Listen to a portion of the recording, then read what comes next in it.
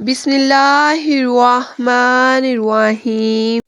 اسلام نے انسان کی زندگی گزارنے کے بہترین طریقے بتائے ہوئے ہیں۔ انسان کو علم حاصل کرنے میں شرم نہیں کرنی چاہیے۔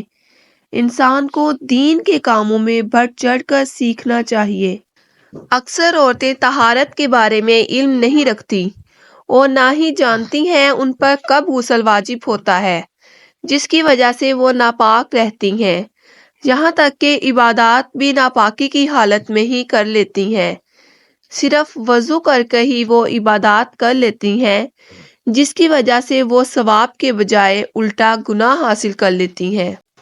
آقائے دو جہاں حضرت محمد صلی اللہ علیہ وآلہ وسلم نے انصار کی عورتوں کی تعریف کرتے ہوئے فرمایا، انصار کی عورتیں بہت اچھی اور سمجھدار ہیں۔ یہ حیا اور دین کا علم حاصل کرنے میں شرم محسوس نہیں کرتی۔ وہ ہر مسئلہ بلا جھجک پوچھ لیتی ہیں۔ جب کوئی انسان قرآن پاک کی تعلیمات کے مطابق زندگی بسر کرنا شروع کر دے تو اس کے لیے بھلائی کے راستے کھل جاتے ہیں۔ ان کی خود کی زندگی بھی آسان ہو جاتی ہے اور دوسروں کے لیے بھی وہ بھلائی کا ذریعہ بن جاتی ہیں۔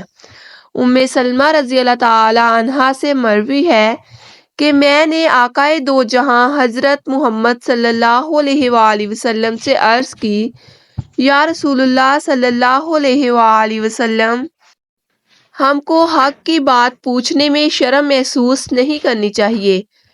غلط کام کر کے گناہ حاصل کرنے سے بہتر ہے کہ انسان اپنی غلطی درست کر کے گناہ سے محفوظ رہے۔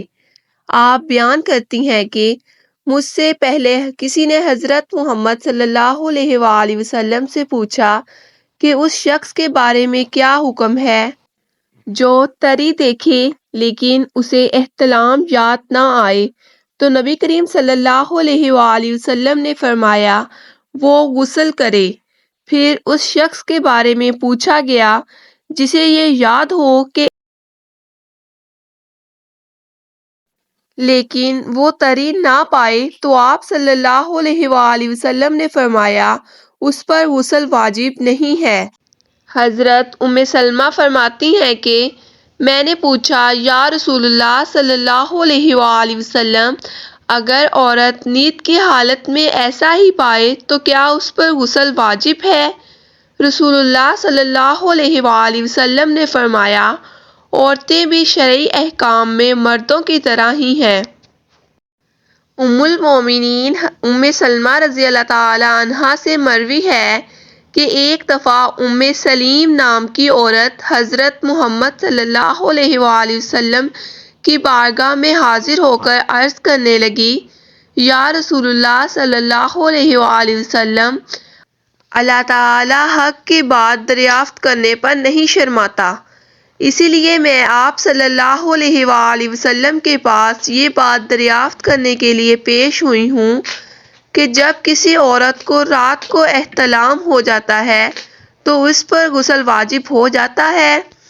ام سلیم رضی اللہ تعالی عنہا کی بات سن کر رسول اکرم صلی اللہ علیہ وآلہ وسلم نے مسئلہ بتایا کہ جب کوئی عورت اپنے کپڑوں کو گیلا محسوس کرے تو اس پر غسل واجب ہو جاتا ہے۔ یہ باتیں سن کر ام سلمہ رضی اللہ تعالی عنہا نے شرم محسوس کی اور سوال کیا، یا رسول اللہ صلی اللہ علیہ وآلہ وسلم، کیا عورت کو بھی احتلام ہوتا ہے؟ نبی کریم صلی اللہ علیہ وآلہ وسلم نے اس عورت کو فرمایا، عورتوں کو بھی احتلام ہوتا ہے۔ یہی وجہ ہے کہ کئی بچے اپنی ماں سے مشابہت ہوتے ہیں۔ یہاں مزاج کا فرق ہو سکتا ہے کہ کچھ عورتوں کو لیکوریا کی بیماری ہوتی ہے، وہ اس بہاؤ کو احتلام کے ساتھ نہ جوڑے۔ جب عورت صبح اٹھے تو اسے یقین ہو جائے کہ اس کو احتلام ہوا ہے تو تب ہی اس پر غسل واجب ہے۔